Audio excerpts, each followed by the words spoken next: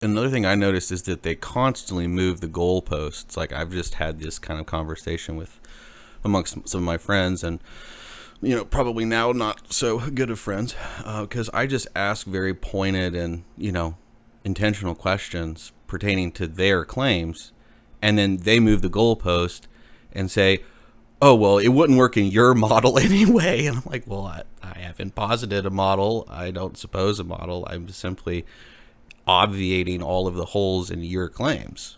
And that is just like, it ends up in, straw mans and ad homs at that point, and all starting from the basic premise of, well, are you sure you know what you are saying or claim to know? And that's just too much for people.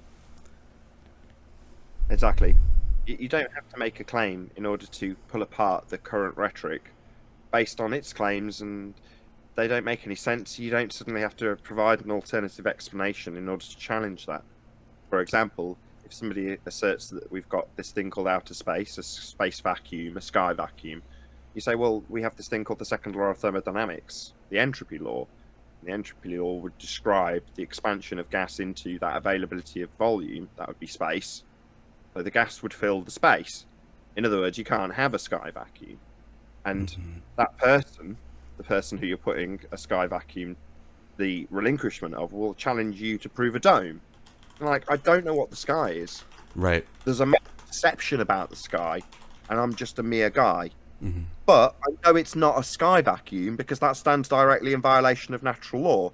You, on the globe side, make a positive assertion that the sky is a vacuum. Now, I don't need to provide alternatives to challenge that and debunk it. Yeah, and a lot of times they'll just try to fixate on a superimposed model that they think you subscribe to, when in fact, an agnostic position is actually typically stronger. It's just saying, well, I don't seek to elevate myself on some sort of epistemological altar simply because I'm obviating problems with your model, and they just, that doesn't jive for most people. It's just too much cognitive dissonance to handle that. The paradigm that they've been introduced to throughout their life and inculcated with is based on just completely erroneous presuppositions.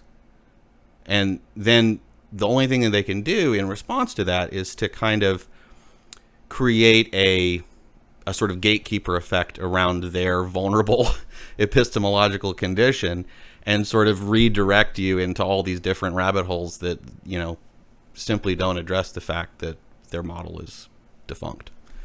So, it's much easier to hold up what's called a false dichotomy fallacy, right. where you say, well, let's have a little look at your explanation, and we'll have a look at my explanation, and whichever is the stronger explanation becomes our world. And you're like, no, I don't need to hold up an alternative explanation to absolutely pummel your claim that we have a vast availability of volume for gas to fill, but it's just not filling it in violation of natural law. I don't need to come up with a dome to challenge your claim of a sky vacuum. It's not necessary. Yeah, one of the other things I noticed about your channel is you're sort of laser focused on the observable facts on the ground as far as what is being claimed, i.e., how much curve should we experience per mile, and those sorts of things, other impossibilities presented by the spherical Earth model. How do you address those who come on and argue or obfuscate or go on tangents about, well, we've got pictures from space? Because I don't think I've seen a debate. Not that it's not there, because I haven't, made a complete study of all your work. It's voluminous, right? But I'm sure that's been brought up because it's, Absolutely. It doesn't come up very often because it's a quick debunking. So for the same reasons I've just given you. So if someone asserts, for example, well, we have a picture of the Earth from space. They took a picture when they went to the moon. Well, the journey took place in a second law of thermodynamics violation sky vacuum.